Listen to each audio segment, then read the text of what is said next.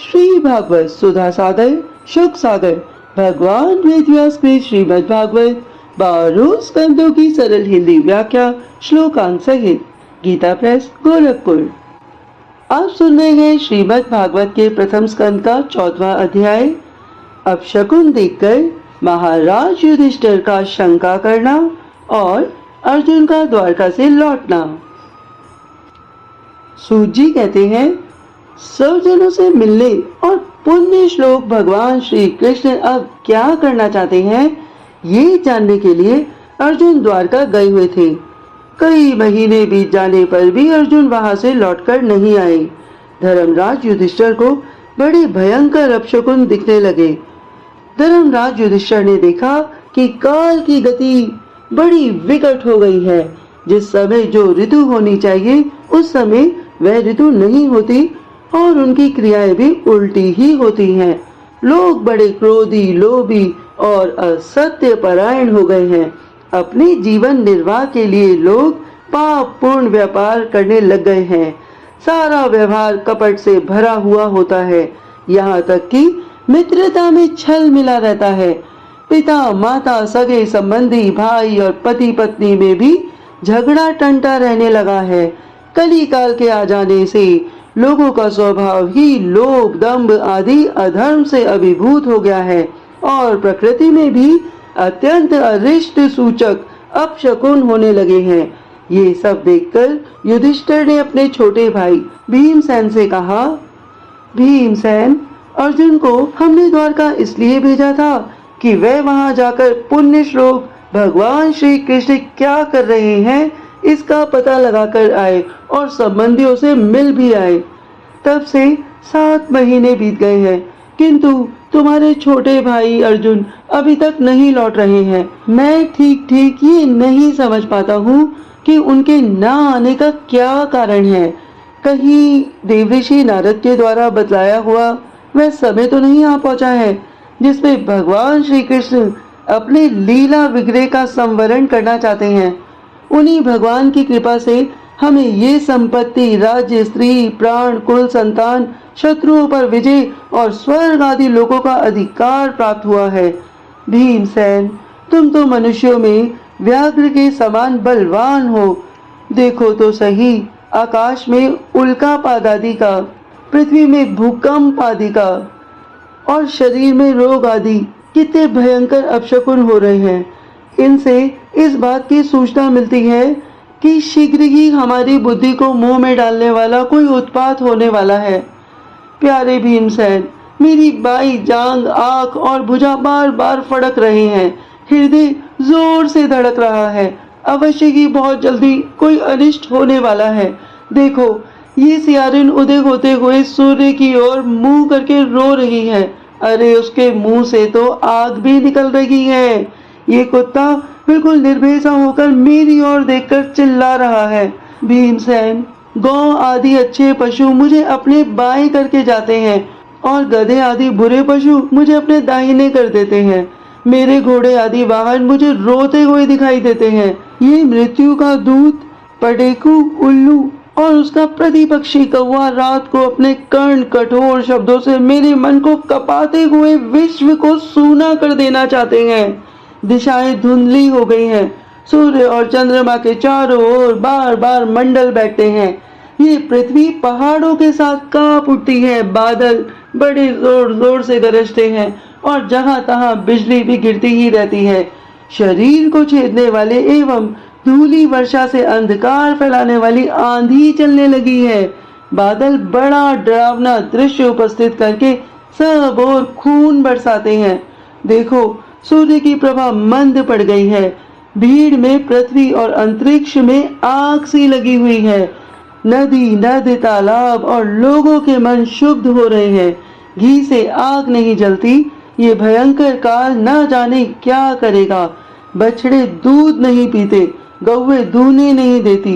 गौशाला में गौवे आंसू बहा बहा कर रो रही हैं। बैल भी उदास हो रहे हैं। देवताओं की मूर्तियां रो सी रही हैं, उनमें से पसीना चोने लगा है और वह हिलती डोलती भी हैं। हे भाई भीम, ये देश, गांव, शहर, बगीचे, खाने और आश्रम श्रीहीन और आनंद रहित हो गए हैं। पता नहीं ये हमारे किस दुख की सूचना दे रहे हैं। इन बड़े बड़े उत्पातों को देखकर मैं तो ऐसा समझता हूँ कि निश्चय ही ये भाग्यहीना भूमि भगवान के उन चरण कमलों से, जिनका सौंदर्य तथा जिनके ध्वज वज्र अंकुशादि विलक्षण चिन्ह और किसी में भी कहीं भी नहीं है, रहित हो गई है। शौनक जी, राजा युधिष्ठिर इन भयंकर उत्पातों को देखकर मन ही मन बहुत चिंतित हो रहे थे कि इतने में द्वारका से लौटकर अर्जुन आ गए। युधिष्ठिर जी ने देखा कि अर्जुन इतने आतुर हो रहे हैं जितने पहले कभी नहीं देखे गए। अर्जुन का मुंह लटका हुआ है, कमल सरी के नेत्रों से आंसू बह रहे हैं और शरीर में बिल्कुल कांति नहीं है। उनको इस रूप में अपने चरणों में पड़ा देखकर युधिष्ठिर जी घबरा गए। देव ऋषि नारद की बातें याद करके उन्होंने सहृदय के समान अर्जुन से पूछा। युधिष्ठिर ने कहा, हे भाई अर्जुन, द्वारकापुरी में हमारे सब जन संबंधी मधु, बोज, दाशा, आ, सात्वत, अंधक और वृष्णवंशी यादव कुशलता से तो है ना? हमारे माननीय नाना शूरसेन जी प्रसन्न तो है ना?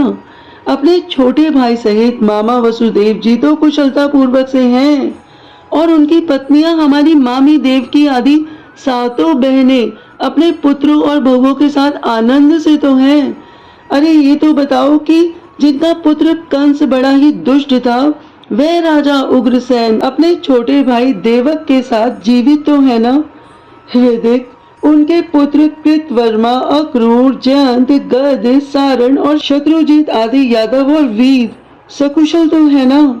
यादवों के प्रभु बलराम जी तो आनंद से हैं। वृष्णि वंश के सर्वश्रेष्ठ महारथी प्रद्युम्न सुख से तो है ना? युद्ध में बड़ी फुर्ती दिखलाने वाले भगवान अनिरुद्ध आनंद से है ना?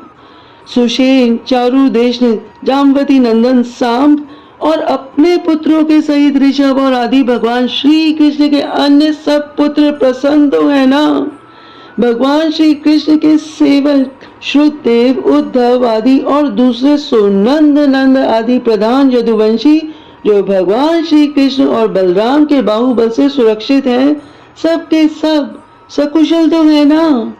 हमसे अत्यंत प्रेम करने वाले वह लोग कभी हमारा कुशल मंगल भी पूछते हैं क्या? भक्त वत्सल ब्राह्मणगण भगवान श्री कृष्ण अपने स्वजनों के साथ द्वारका की सुधर्मा सभा में सुख पूर्वक विराजते हैं ना? वह आदि पुरुष बलराम जी के साथ संसार के परम मंगल, परम कल्याण और उन्नति के लिए यदुवंश रूप क्षीर सागर में विराजमान हैं।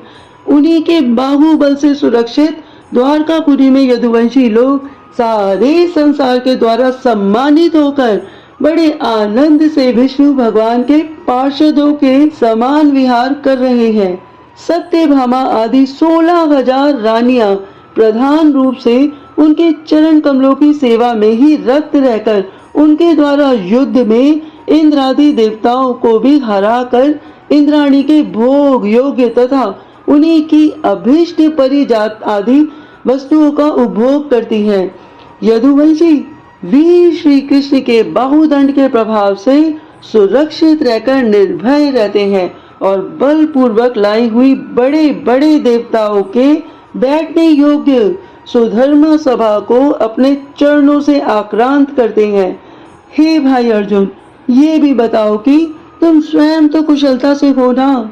मुझे तुम श्रीहीन से दिख रहे हो, वहां बहुत दिनों तक रहे, कहीं तुम्हारे सम्मान में तो किसी प्रकार की कमी नहीं हुई? किसी ने तुम्हारा अपमान तो नहीं किया? कहीं किसी ने दुर्भावपूर्ण अमंगल शब्द आदि के द्वारा तुम्हारा चित्त तो नहीं दुखाया? अथवा किसी आशा से तुम्हारे पास आए हुए याचकों को उनकी मांगी हुई वस्तु अथवा अपनी ओर से कुछ देने की प्रतिज्ञा करके भी क्या तुम नहीं दे सके? तुम सदा शरणागतों की रक्षा करते आए हो अर्जुन। कहीं किसी भी ब्राह्मण, बालक, गौ, बूढ़े, रोगी, अबला अथवा अन्य किसी प्राणी का जो तुम्हारी शरण में आया हो तुमने त्याग तो नहीं कर दिया? कहीं तुमने अगम्य स्त्री से समागम तो नहीं किया अथवा गमन करने योग्य स्त्री के साथ असत्कार पूर्वक समागम तो नहीं किया? कहीं मार्ग में अपने से छोटे अथवा बराबरी वाले से हार तो नहीं गए, अथवा भोजन कराने योग्य बालक और बूढ़ों को छोड़कर तुमने अकेले ही तो भोजन नहीं कर लिया। मेरा विश्वास है कि तुमने ऐसा कोई निंदित काम तो नहीं किया होगा जो तुम्हारे योग्य ना हो।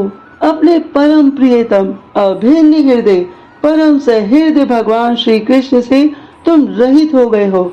इसी से अपनों को शून्य मान रहे हो। इसके सिवा दूसरा कोई कारण नहीं हो सकता जिससे तुमको इतनी मानसिक पीड़ा हो। आप सुन रहे थे 14वां अध्याय और हम सुनेंगे 15वां अध्याय। कृष्ण वीरा व्यथित पांडवों का परीक्षित को राज्य देकर स्वर्ग सिधारना आगे। आप सभी ने श्रीमद् भागवत के प्रथम स्कंद के 14वें अध्याय को बड़े ही प्रेम पूर्वक सुना। आपके अंदर बैठी आत्मा, आपकी ऊर्जा शक्ति को मेरा बारंबार प्रणाम है। भगवान श्री हरि आप सभी का कल्याण करें।